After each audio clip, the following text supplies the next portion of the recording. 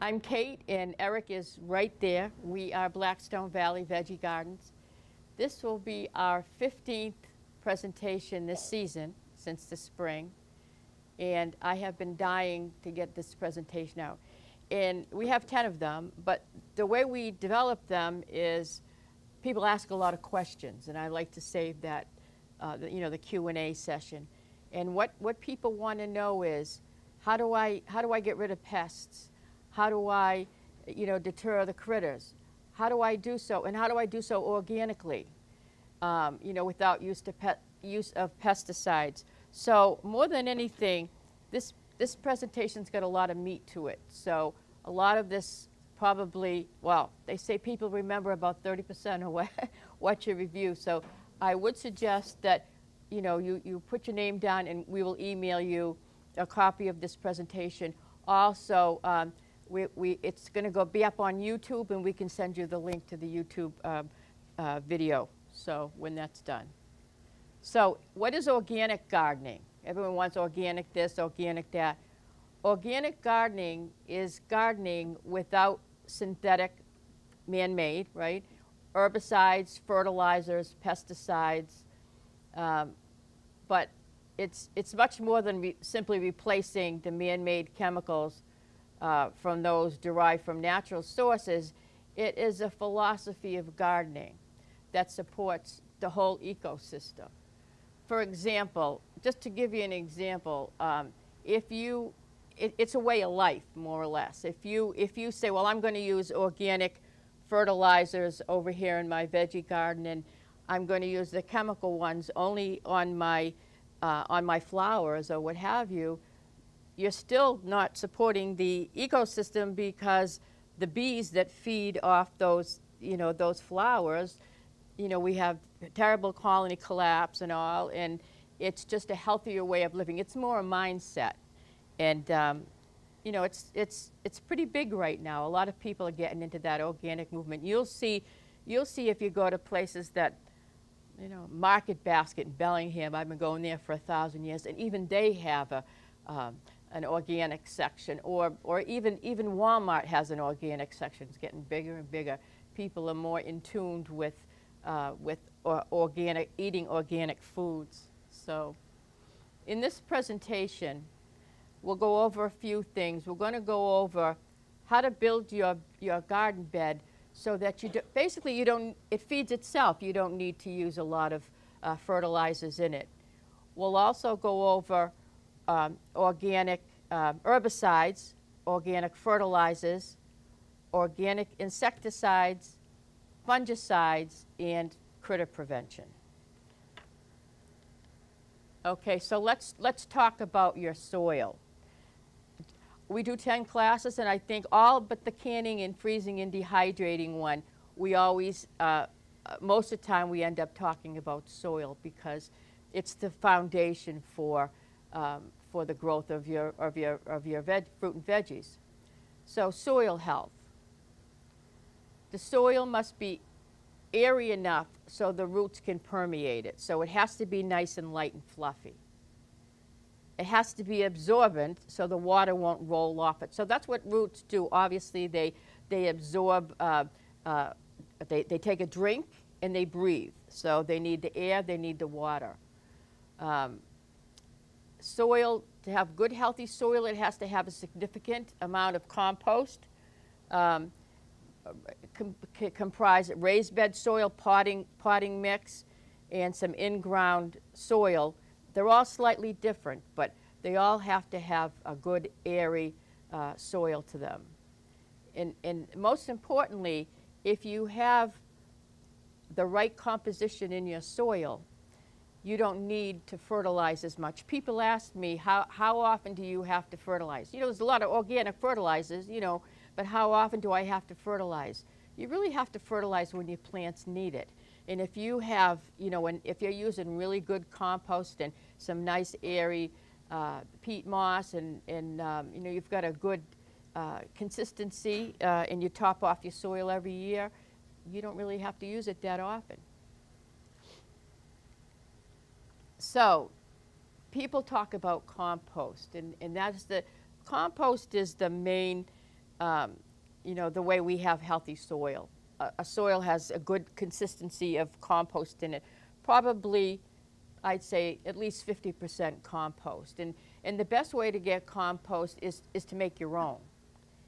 And this is a slide that we have actually in our composting presentation, but it tells you about exactly what makes the compost. Compost is made from dead stuff. They call it brown matter, and that's high in carbon. Wood ash, shredded cardboard, peanut shells, corn stalks, straw. And the most common one, which I didn't put down here, I should have, is the dead leaves that you collect in the fall. They have to be run over by the lawnmower, but they're brown. Those are the carbon matter that comprises your compost. And your green matter, this is the stuff that's high in nitrogen. Manure, horse, cow, chicken manure, well rotted. I buy already composted cow manure from the cow farm, and there's one in Mendon that I go to. I'm sure they have them around here too. Coffee grounds, I know they're brown, but they're actually green matter. They have a lot of nitrogen. I actually save my, we have little coffee pots at work where you have these little biodegradable pods that you put in, and then they fall in this container. I open up the container and take all the used coffee pods. They're not gross or anything, it's just water's gone through them, and then I put them in my compost, or I lay them down in my bed. It's a really good, it has a lot of nutrients in it, and it's also green matter. Freshly cut grass clippings. Typically the grass clippings that you want to use are the ones that you don't treat chemically. A lot of people, you know, have lawn services come in, and I would ask them, is this stuff safe for compost? And they'll tell you, because if it isn't, they don't want anybody to use it. People sue them or what have you. But so the grass clippings are a great source of green matter, and it's pretty voluminous as well. So hay, all your veggie scraps, your old, you know, old salad, carrots nobody ate, Brussels sprouts, all that kind of stuff. Just throw them in there. Hedge clippings and eggshells are also green matter. People use it as a soil amendment. They crush them up, use it as a soil amendment, or they put those in the compost as well. So you mix 2 parts of brown matter to 1 part of green matter, however you do it. People have compost piles, compost bins, etc. And you stir it up with a pitchfork, or sometimes you have those compost bins that you spin around. They look kind of like where they pull the lottery numbers out of, but you spin them around, and I'd say in 3 to 6 months you'll have some absolutely beautiful black gold in there that you can use. And if you use that and mix that with, like I say, some peat moss and some sand or some topsoil, mix it in, you really don't have to. You don't have to fertilize as much. You'll see your plants will be nice and dark green, like my friend Kathy's over here, who does her composting. Absolutely beautiful plants. So, any questions? Who composts? A lot of composters here? Good, good. Very good. Okay. So, now this, I don't want to get too complex here, but to get a garden to grow optimally, it has to be at the soil has to be at a good pH. And there are ways to test for pH. Basically, sometimes you can do all this. The reason I'm telling you this is you can do all this work, put all this work into your garden. You can do your composting, you can space everything, southern exposure, to plant everything. And if you don't get good growth, it could be something really simple, like you didn't test the pH of your soil. So basically, if you're going to have a garden, basically around 6.5 to 6.8 is a good pH for your soil. There are some crops that may do well a little higher or lower. Acidic crops are your blackberries, blueberries, etc. Peanuts, potatoes like it a little bit more acidic. And some stuff likes it a little bit, they call it sweeter, a little bit more alkaline. Artichokes, broccoli, rhubarb, etc. But basically, 6.5 is slightly acidic soil, and that's where the majority of your crops are fine. And when I talk about crops, I know what we're growing.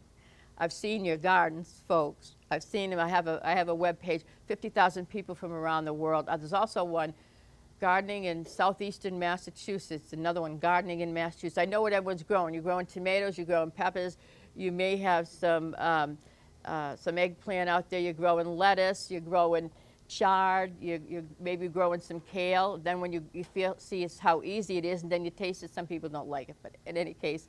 So 6.5 to 6.8 is a decent pH, except for these crops might like it a little bit different. So these are things you can do to amend your soil. Okay, you could add some hardwood ash from your fireplace, or you can add some lime. You could add some compost to lower it. Composted pine needles and some peat moss will also lower it. So it's a good thing to test your soil. And to test it, you have there's some soil pH kits out there. I think these, the ones, the little chemistry sets, I did that at your house a couple of years ago, Lynn. I think those cost probably, I don't know if it's $11 or something. There's plenty of them in there. I think there's enough for like 6 or 7 tests. The other one that will test your soil temp and your pH is an electronic probe. I think they're like $20. So, but it is a good idea to test your pH so that you'll get the optimal growth from your plants. Okay, so I want to talk a little bit about, people say, how do I fertilize, and what do I use for organic fertilizer? You can buy organic fertilizers. You have them out there. You can buy them, but you really don't know what you need unless you test your soil for it. So you can get a good generic one, but it's good to know what the macronutrients are and test your soil for them. So when you buy a fertilizer, you see right here there's 3 numbers, okay? And those 3 numbers stand for nitrogen, phosphorus, and potassium. The first one, nitrogen, makes your plants grow up. The phosphorus makes it grow down, rooting. And the third one is potassium, makes it go all around. So up, down, all around. That's how I remember it. The third one, the potassium, is for fruiting. So there's another one, shoot, root, and fruit. That's another, if you remember things that way. So that's what you're basically, there's a science behind it. So, okay, and here's basically what those nutrients do, as I explained. The nitrogen is needed for plant growth, root growth, fruiting, and flowering. And there's some good sources. If you test your soil, you'll get one of those little tests. You'll be testing it, and you will see, your levels. And it's a high, low, and medium. If you need to add something, you could add these sources in there. It's funny. I know it's gross. These are all organic sources. But what do we use for nitrogen? We use composted manure, poultry manure. We actually use blood meal. I know that's gross, but blood meal is a byproduct from the slaughterhouse. If you're going to kill an animal, you might as well use the whole animal. And so blood meal is a good source of nitrogen. Crab meal, fish emulsion, feather meal, alfalfa meal, soybean meal. Some people don't like to use any kind of animal, that they're strict vegetarian or vegan or whatever, but there's a feather meal, soybean meal, etc. Phosphorus for the rooting. You have bat guano, which is actually bat manure, and bone meal. I use bone meal all the time for rooting. You grow a lot of root crops, a lot of bulby things that bulb. I use bone meal. And then for potassium, how about some banana peels? So chop them up and use those. So this is a lot of reference material. You can take it with you and just to understand it a little bit more, okay? Oops, let's see here. Okay, so let's talk about insecticides. Everybody's got pest problems. And I want to tell you one thing about organic insecticide.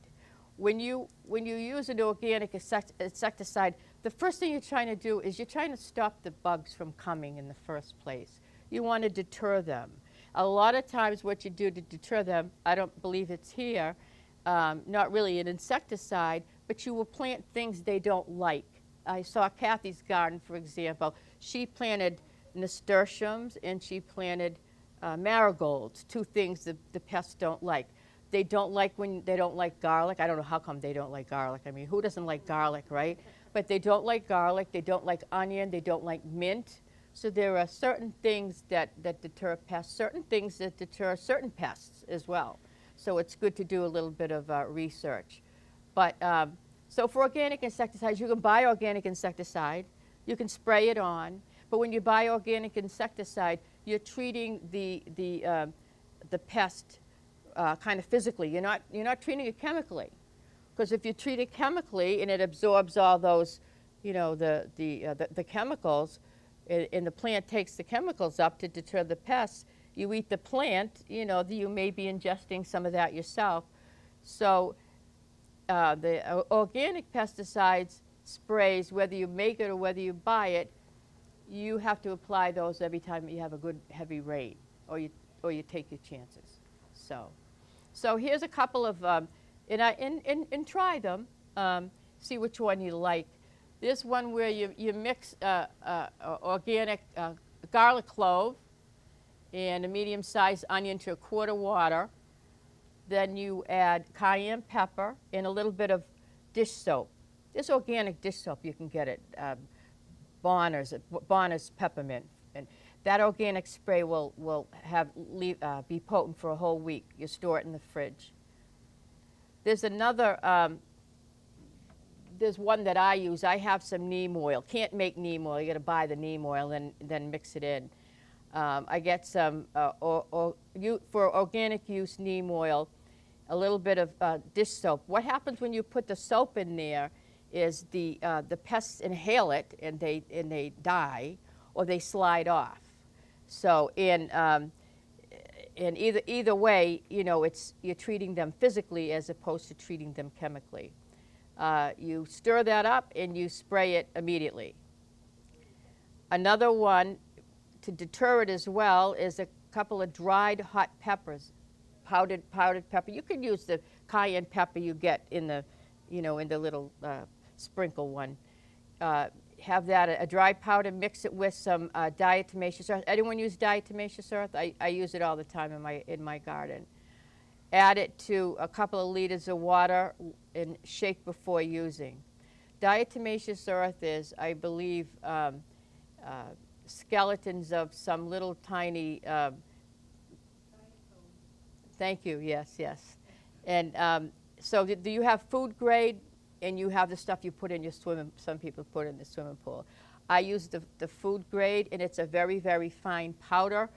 And you have these special kind of pumps that you can let the powder go out all on your garden. What I do is I take a 99-cent ketchup bottle and squirt it out like this, and I have a fine mist of diatomaceous earth all along my plants. And it lasts a little bit.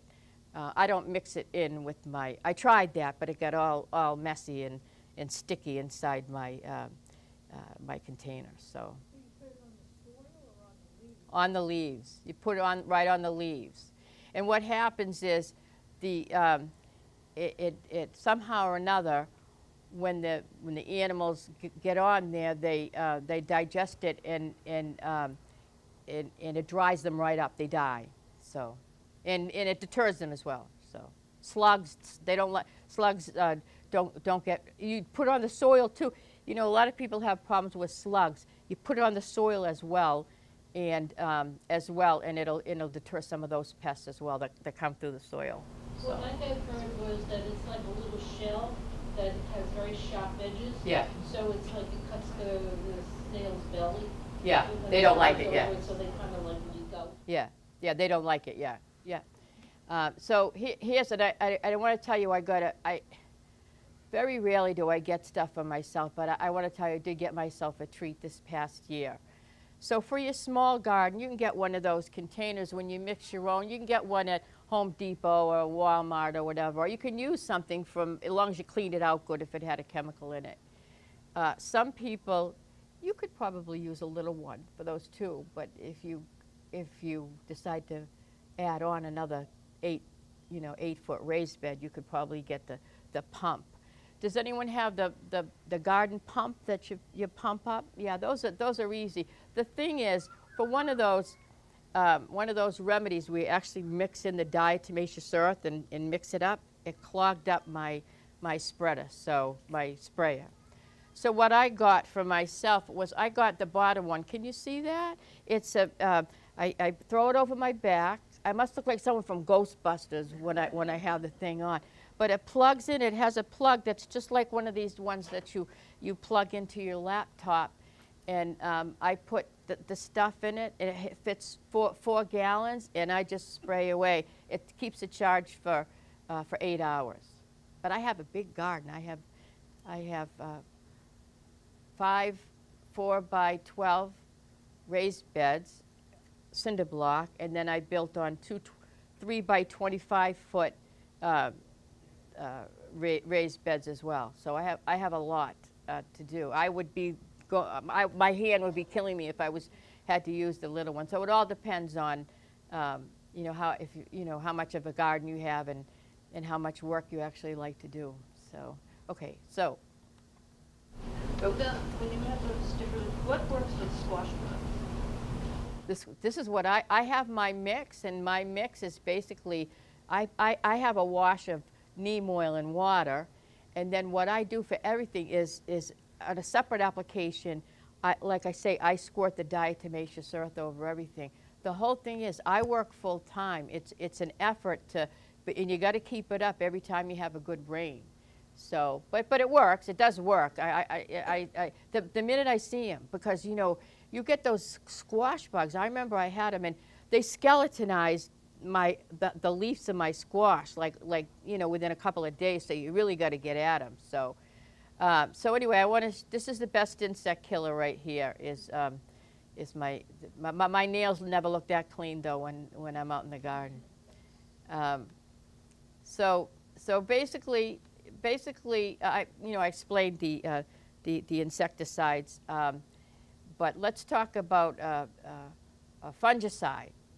Okay, so plants, a lot of times people now are doing raised bed gardening, and they want to consolidate space. They want to have all this stuff close, or they want to have their kids have a good variety of gardening experience.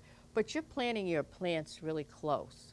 And a lot of times, I remember I had a fungus on one of my tomatoes, and I pack them in there too. I have 12 of them in a 12 by 4 foot raised bed, and I don't know what kind of disease it was, some kind of fungal disease, and it went through all of them. I had to do a lot of work. But if you see the first steps, you remove the leaves or the fruit with the fungus on them, and then one of the fungicides are you mix the baking soda with water, 4 teaspoons or a heaping tablespoon to a gallon of water. You could add some dish soap.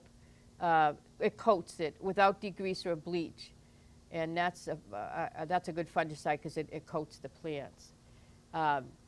Just to remind you, this is a fungicide and it's organic, so you have to apply it when it rains. But it's so much better to know what you're using. So they also have the what did you get? You got one that was organic, right?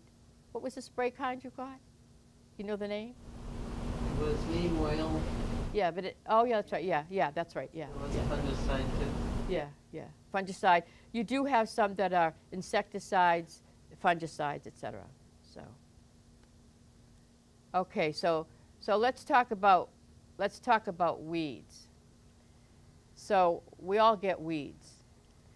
So the first thing to do with your weeds is take note and pull them out and do something, get a good mulch so that you won't get them next year. Because if you use if you have weeds right inside your bed next to your plants, you don't want them there, especially when you have root veggies growing. I'm telling you, wherever I grow my carrots, the weeds love them. Wherever I grow my onions, my beets, the weeds love them. They grow right there and try to sap all those nutrients that, you know, for all that fish emulsion that I spray on them. So, but the best thing is to remove them by hand and then get a hand trowel. Does anyone have a hori-hori? I'll show you. I have a picture. I do have a picture. So I have a big garden, and I go on vacation. I have to get a garden sitter. I allow people to water my garden, but however, I don't allow them to take the hoe to it, because you really have to know what you're doing, or you're going to end up damaging a plant. So, weeds. Here are my weeding tools. A scuffle hoe gets the surface of the. That's not what you used, right? You used something that with a little rocker on it on the bottom. You said you had some kind of a hoe. Okay. Yeah. Okay. And then there's the hori-hori knife. The hori-hori knife is a Japanese knife, and it's curved. You can use it. And one end is a knife, so you can cut or you can scoop out the dirt. It's an all-in-one. I don't know if they cost $25. My son got me one. I said, "What the heck is this?" I didn't know if he thought I was supposed to be a ninja or something with this fancy Japanese knife. He says, no, it's a hori-hori knife. It's for the garden. And once I tried it, I absolutely love it. Or you can use a hand trowel. But the best thing to do about weeds is prevent them from coming in the first place. And the way you prevent weeds from coming in the first place is to mulch over. And what I got this year, what I'm trying is cocoa shell mulch. It decreases the weeds, and it also applies nitrogen, phosphorus, and potassium into the soil. So I apply that liberally around there. Also, you could use ground up leaves, the dead leaves, fall leaves, and they'll turn, eventually they'll turn to compost, right? And they'll decrease the weeds, and they'll also feed your plants over time. Also, a lot of our years ago everyone know what the Three Sisters garden is? The Native Americans used to grow the corn, and then they would grow the beans, and the beans would, because the corn needs a lot of nitrogen, and the beans need something to lean on, and the beans deposit nitrogen. So it was a match made in heaven, right? So that they plant the corn, and then they would plant the beans, and it would wrap around the corn. You got to have the right kinds of beans and the right kind of corn, or the corn will flop over. But anyway, the third sister in the Three Sisters garden is the squash, the big viney winter squash, the pumpkins, the butternuts, buttercups, all those kind of squash. Because they actually, when you plant those on the bottom, they actually will prevent a lot of weeds as well. You just got to make sure they don't start climbing up other plants, your tomato plants. So you can use. Some people put down landscape fabric as well. That'll minimize the weeds. What you don't want to do is you don't want to put, a bunch of live grass clippings there that have a lot of seeds in them, because then that will kind of defeat the purpose, because the grass is obviously a very hardy plant, and it will come up. But a good, I bought some pine mulch to do some flower beds and to use a couple of years ago in Bellingham, and I still have some. It's a couple of years old. It's pine mulch. It's not the kind that is not orange or the black mulch or whatever, but it's natural. And when I dig some up to use it, to cover my blueberries, to keep them all in, keep them nice. The bottom is now it's all black gold. It's just beautiful. It's starting to break down. So, and that's what happens when you use a good mulch. It breaks down. And the leaves themselves have a lot of nutrients for the plants. Yes. I tried to use it, like a compost bin, which doesn't seem to be compost much. So in that bin, I put in leaves, but also, whatever, the banana peels and everything, all that stuff. It hasn't compost. Can I use that though on a vegetable garden as mulch? It's got a lot of if it has a lot of ground, if it has a lot of garbage, first of all, I don't ever put in like anything other than vegetable. Yeah. Well, still stuff can rot and attract pests. So first of all, when you're making your compost and you use even the leaves, you know, the leaves will fall on the ground in the fall, and they'll make a mat, right? And that's really so that Mother Nature is protecting that plant from having other plants grow and take the nutrients out of the soil. And the same thing will happen if you put full leaves inside your compost bin. They will not break down, they will mat down. So what you have to do is two things. I have a lawnmower with a mulcher on it, in a mulching bag. It's one of those ride-on ones. Or some people that have the leaf blowers, a lot of them, you can flip the switch and they'll actually suck it up, mulch it, and put it in the bag in the back. A lot of people don't even know that that's what they're there for, but you can do that, and you should definitely break down your leaves before you use them. The whole thing is, the smaller the better, and you have to turn that compost pile. I had this this customer and that I went to do a site visit, and she had compost probably about yay high. And she said, but it's not composting. I said, no. Look at the bottom. This is like 4 or 5 years old. I said, look at the bottom. She had beautiful, beautiful compost in the bottom. You got to shovel it up and keep it going. It will compost. If not, take a look at how much mass of green matter you have. You're supposed to have 2 parts of the brown matter to 1 part of the green matter. And I'm telling you, if you do it, I have a presentation on it. If you want to leave your name and say you want the compost. You know when I've had luck, when I didn't use the composting bin, and I just put it in a pile and I would turn the pile over Yeah. so I could get to it. But in the bin, you can't really. You can't, yeah. The advantage of having the bin. The bin has to be turned every day. Oh, the bin, Yeah. but it's not. Oh, it's the bin not that the one that It's- turns. Yeah, Oh. exactly. Oh. Yeah, I do turn the bin. I do turn the bin all the time. I have 3. I have a turning one. I have a stationary one, and I have a pile. Because let's put it this way: if I'm making compost that I want to use, and then I'm making it all winter, and in the spring, and then it's time to use it, and it's all black gold, I'm not going to go throwing a banana peel in it, right? Because that's garbage, and it won't break down in time. So I have more than one compost. People usually have 2 or 3. If they're into it as much as I am, I use copious amounts of compost. Not only that, but like I say, I have to supplement and order from the cow farm. They're glad to deliver it, believe me. They charge an outrageous amount. They don't charge an outrageous amount for organic soil, but they charge an absorbent amount for cow poop. So put it that way. So I guess it depends on how you look at it. They want to get rid of it. Yeah, exactly. Well, I think they also sell it.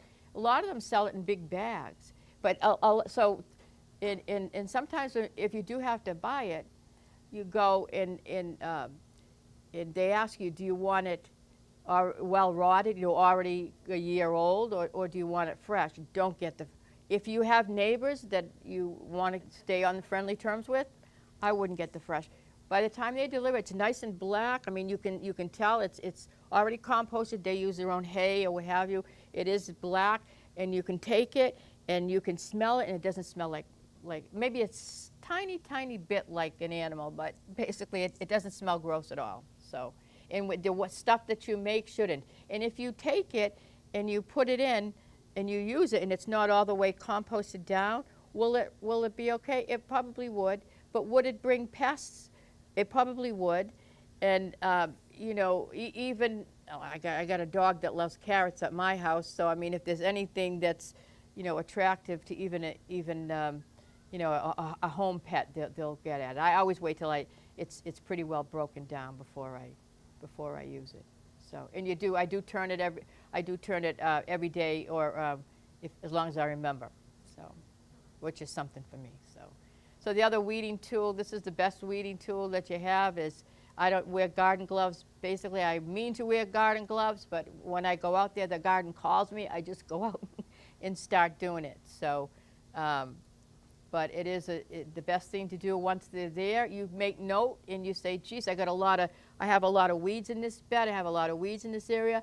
Make note of it, and that's where you're going to lay you know, a good majority of that compost. I mean, the mulch, the leaf mulch, or the compost, the pine mulch, or something without fertilizers or chemicals in it. So Cocoa mulch smells good. cocoa mulch smells good. The thing is, cocoa mulch is really good, and it does have a lovely smell. However, I don't use that much of it. I use it right around the plants because I hear the dogs don't do well with the. I guess it's the caffeine in the chocolate, so it's toxic to the dogs. So I have to be. Now I know Woody's getting in and eating my carrots. I got to be a little bit more careful. So I don't use any kind of herbicides, certainly in my garden bed, organic, not organic, or what have you. But between the beds, if I'm going to use something, you might want to make a mix with white vinegar, table salt, and a little bit of dishwashing soap. Spray it in there really good between the beds. You know, a lot of times people build their beds fairly close together, and they don't realize, they don't realize that they can't fit a lawnmower in there. So you can make this is a homemade Roundup. I shouldn't even use that word because that's a horrible thing. But if you do want to use something between your beds, white vinegar is pretty strong, and it's organic. Dishwashing soap and some table salt. That'll do it. 2 cups. That's a lot of table salt for a gallon of vinegar. So, and that's strong too. It's not diluted. See. So, yeah. All right. Okay. So let's talk about critters. So, the best deterrent that I have for critters is my 6-foot stockade fence all around my garden. Really, the chicken wire fence a 6-foot stockade fence I have around my yard. Perhaps not the chicken wire fence that's 3 feet tall that I have around my garden, but the big one.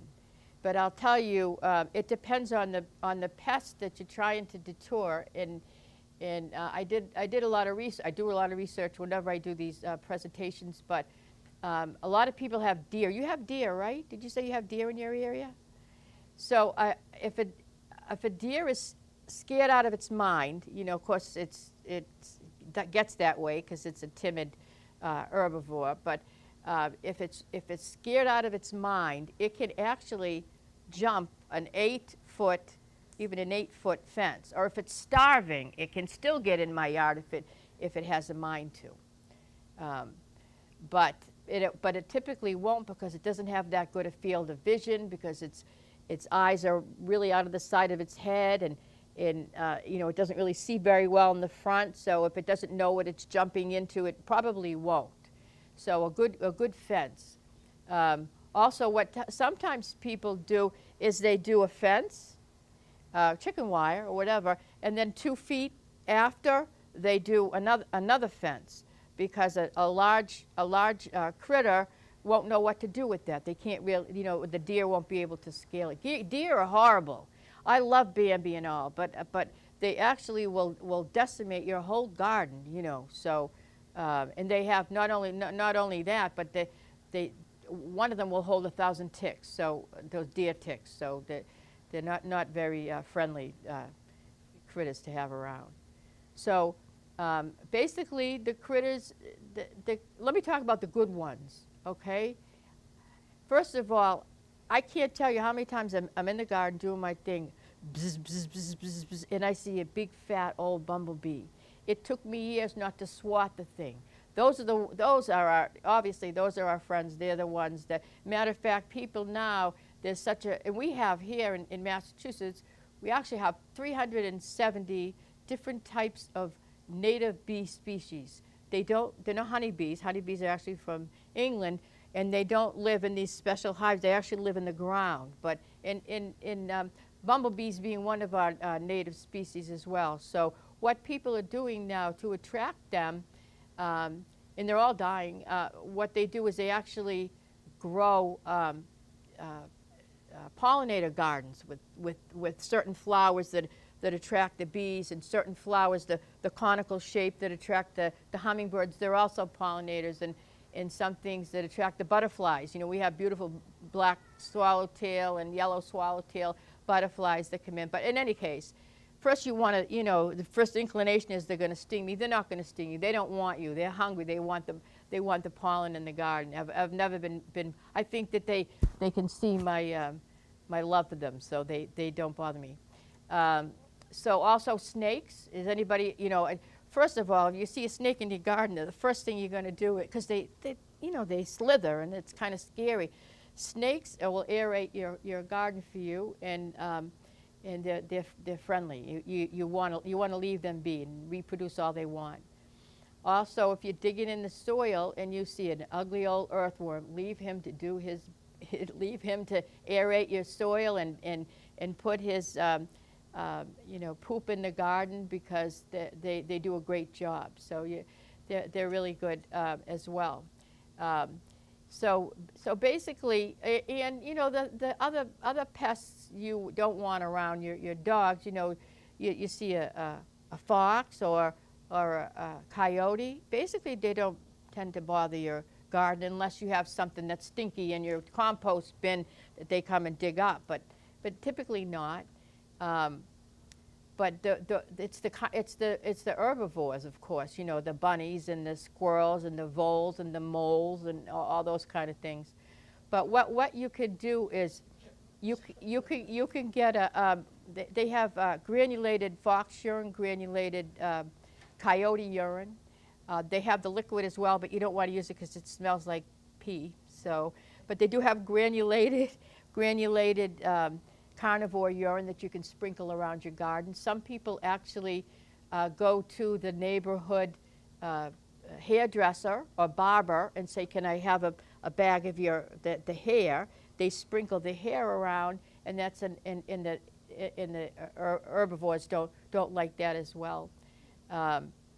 So also some people have motion activated sprinklers, wind chimes, whirligigs, scarecrows. And for the birds, sometimes people lose their blueberries and all their cherries or what have you to the birds. If you hang the DVD, no one uses DVDs anymore, everything you just get online, right? So string them, all the old DVDs up on a string, and the birds freak out. They don't know what to do with it. There's another, somebody was also, I learn these things as I go along from the other classes, but there are some people that swear by breaking up little pieces of Irish Spring soap, and they say that the critters don't like the way the Irish Spring soap smells. There's also solar. I didn't put in here. It's a little probe that you stick in the ground, and it makes a noise and it vibrates. We can't hear it, but it's powered by it's solar powered, and the moles and the moles don't like that, and anything that crawls under the ground doesn't like it. I'm hearing after a while they get used to it, and if they're hungry enough they'll go in. But I don't know if they cost. How much do they cost? Do you know, Eric? Yeah, so we're learning about those as well. So there's a lot of things you can do to prevent your critters, you know, without a gun or a trap. Some people can trap them. You know, sometimes some lady was saying she hated to do it, but she had a family of groundhogs that were actually burrowing under her deck, and there was so much loose soil. She was afraid that her stairs or staircase was going to fall in, and she had to trap them. But obviously that's the thing that nobody really wants to do. So I had heard with groundhogs that because they're considered a pest, that you have to kill them. You can't trap them and release them someplace else. oh yeah, I know. I heard something about that too. You're not supposed to do that. Yeah. I used to bottle molasses in the hole that it was hiding in, and it left after that. Oh, Because yeah. they don't like getting sticky. Oh, right.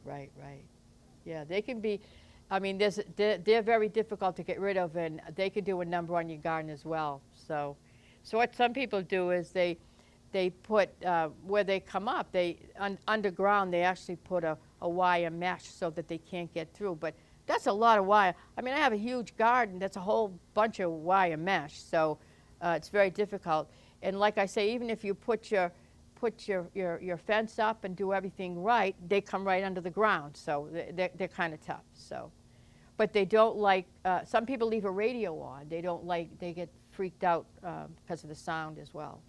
So it all depends on your pest. Do a little bit of research, you know. Not bad idea. People have them now, you know, to have a motion activated camera, you know, that will trigger and record if you really don't know what's getting at your, you know, eating your produce. So it's a good idea to find out what it is as well. So, okay, so I give you these recipes, and you'll have these recipes. I'll send them all to you. But there are also some organic stuff that you can buy. And, you know, if you want to buy it, you can buy it. I find a lot of times if I make stuff or buy it in bulk, and it seems to be a lot cheaper, and the size of the garden I have, you know, works great. But you have some organic compost, and instead of making your own. But, you know, you have those leaves and the grass clippings anyway. What are you going to do with them, right? You might as well give everything a second life, right? And fish meal, this is what I use. Instead, my soil is really good. My soil is so good, I can go grab it and squeeze it like this, and it feels almost a consistent, it holds together. It's almost like a lightly moist sponge. I've been working it for years. So basically all I need is a little bit of fish fertilizer. You see, it's high in nitrogen. It's not so high in phosphorus or potassium, but it really doesn't need it. If something needs that, I'll use the bone meal or what have you. Very mild fertilizer. One thing that you know to know about fertilizers is less is more most times. Even if you're not organic, by using, some people say, oh, that's a sickly plant, I'm going to go, you know, give it some fertilizer. Oh, that didn't help, I'm going to give it more. That doesn't work all the time. There could be something wrong with it in the first place. So, you know, don't overuse your fertilizers, because it can kill your plant. So, okay, that's our presentation, folks. What kind of questions do you have? How often should you fertilize it? Should it be a regular basis, or do you look for a particular warning sign or an indicator that they need something? Well, since I use, like I say, the fertilizer that I use is the fish emulsion. It's very mild. So what I do is, I don't know if maybe, it depends on, you know, it really depends. But what I do is, I'm trying to get stuff to grow right now because it's been fairly cool. So I give it a little bit of fish emulsion. I'd say I go over it once every other week. I probably don't have to, but maybe once every week and a half I'll go over all my plants. And I do have that. Sometimes I use the big Ghostbusters thing, and sometimes I just use a watering can. Depends on how closely I want to get up and close and personal with the plants. But I'd say once every, probably a week and a half. How often do you fertilize? Every 2 weeks. A lot of the commercial fertilizers you buy too will actually tell you the time intervals on the back. For certain plants do it this often, for certain plants do it this often. But general rule of thumb is I do one application every 14 days. Okay, so you can kind of put it on a calendar. Yep, as a matter of fact, my calendar on my phone is probably going to ding every Saturday and say fertilizer. Yeah, there you Because go. otherwise I'll forget. Yes. As far as fertilizer goes, like nitrogen is good for green leaf growth, and I think for some fruit plants, but I forget whether it's phosphorus or potassium for the fruiting ones. So what do you, like maybe right now you want to promote green leafy with everything. When you get later in the season and it's fruiting, the ones that fruit, what do you switch to? Well, first of all, you know, a lot of times people get by just fine using a general, what's the kind, espoma, right? Espoma vegetable in tomato fertilizer. A lot of people use it, just a generic fertilizer should be fine. And, you know, a lot of times you'll see people use soil amendments. You know, that people use Epsom salt, for example, which is, what is it, magnesium sulfate, is that it? Well, no, so it's a trace element, it's different. But the reason I'm saying is because if you're plants lack that trace element, it'll help it. Otherwise, it's not going to do anything. So, so the first thing you do is test your soil and see if it needs anything. If it doesn't, you just want to fertilize it to give it a little spritz, help it grow, what have you. Probably, if you want to use something fairly mild, you want to go organic. You've got good soil. You have good soil? Not real, here in Southborough, I'm in the community garden, every year you get a different plot. So you kind of don't know what you're getting. But just generally speaking, like because I don't really know what the soil is, but Is it black or is it, I mean? no, it's kind of, I think it's kind of junky soil, and it's very, but it's not like we get the same plot every year. Yeah. So, and so you don't know what other people are putting in or they're not putting in. But in general, with fertilizer, the NPK ratio, it should be on bad, but I just wondered if you do certain things with certain plants, depending on. I do, yeah, I do. I mean, if I'm planting something a root vegetable, I may put in some bone meal to help, because that will help it for the rooting. Or my last application, so plants don't multitask well. So basically, they either, if you force a plant to bear fruit before it's time, it'll kind of burn out on you. So you want, when a tomato plant is good, you see all the flowers coming out, then you may give it a little bit of something with a little bit more of the potassium. So yeah, I have some organic. I have some potassium. I forget what it is, some kind of organic stuff that I'm gonna try this year. So yeah. Have you ever tried, I tried this last round with pepper plants. I read something about because of the sulfur in matchsticks, like if when you're planting them out, you like bury matches like around them, not in the hole with them, because of the sulfur. Have you ever heard of that? Yes, I did hear that. I don't know if it's true or not. I would assume if they have a lack of sulfur, then that would help. I assume if your soil is rich in sulfur, which most of the tests, unless you send it off to have a real good, basically they test for the macronutrients and not those. But you know what? It can't hurt to stick some matchsticks, sulficide down around there. I'm not talking about the ones that, the ones that automatically strike, the ones you take for camp and they're bigger. Stick those around there. Probably can't hurt. A lot of people spray the, they use Epsom salts with the foliage of the pepper. Supposedly gets them to fruit. I don't know if that's true or not. Like I say, I'm hearing it's an old wives' tale, but the only way it will help is if they happen to have a deficiency in that type of nutrient. Basically, if you test your soil and you test for your pH and you have a good pH, you have that one little kit, it's $10-15. If you have a decent pH and you have a decent, all the three major nutrients, then I would just use a generic planting. What I use is when I plant, I sometimes, I didn't this time because my soil is so good, but you can use a few of the ones with the granules, like I say, the spoma, the little granules. You can mix that in when you plant. But my garden, like everyone else, it's like a jungle. I can't be, in there putting the granules. So that's why once everything starts growing, I revert to the liquid. So, yeah. What other questions do we have? Eggshells that you bake and then crush and then add as a, that's popped up quite a few times. No, it is It good. augments the soil, but what specifically is it doing in terms of? Well, no, it is good, and it is good. First of all, it's a good form of nitrogen. Believe it or not, we think of nitrogen as a green matter. We think of grass and vegetable scraps and all that kind of stuff, but it's actually a good form of nitrogen, which is, of course, one of your macronutrients, but it also has calcium in it, which is needed for plant growth, and it's used by tomatoes, right? Basically, your fruiting vegetables. So I put it, what I do, and you need them clean. They can get bacteria from it. So what I do is I wash them up real good, microwave. Probably shouldn't. Maybe I'm zapping them. Maybe that's going to do something. I don't know. But I make sure they're real clean. Dry them in the window, and then I grind them up. I make a powder, and I actually put I use it as there's too few of them to make a difference in my whole compost bin. I don't want them to get lost, you know.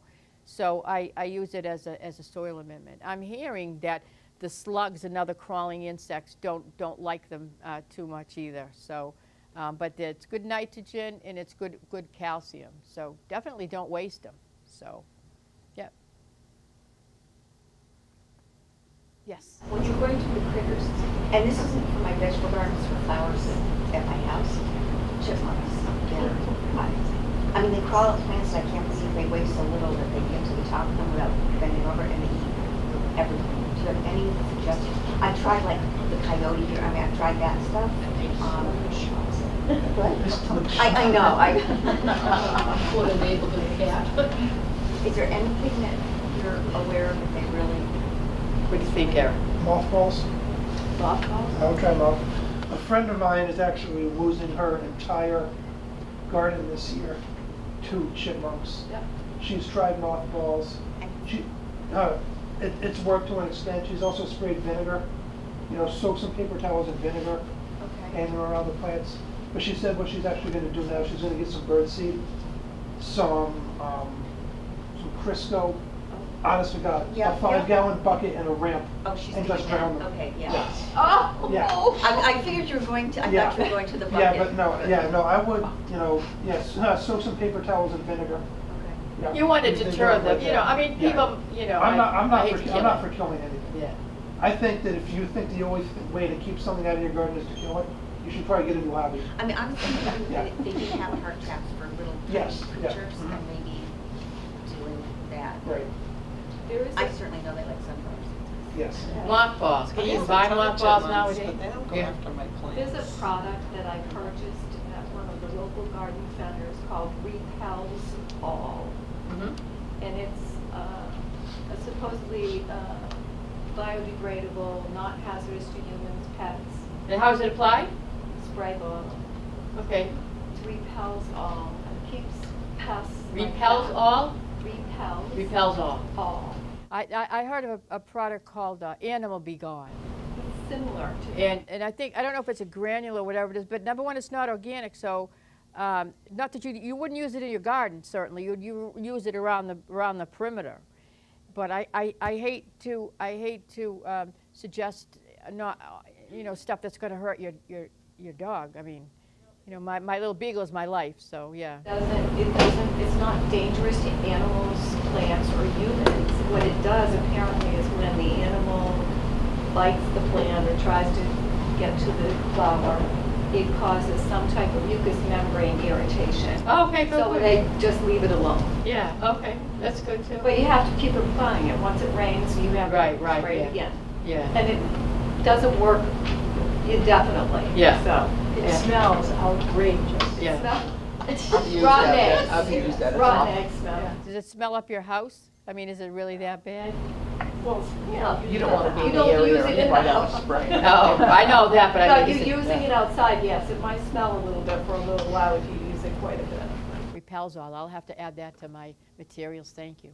So, any other questions? Thank you very much. It was very nice to come here. I've been dying to come to your little town here in Southborough. I love this town. I worked here many years at EMC. My sister-in-law lives here as well, so hopefully.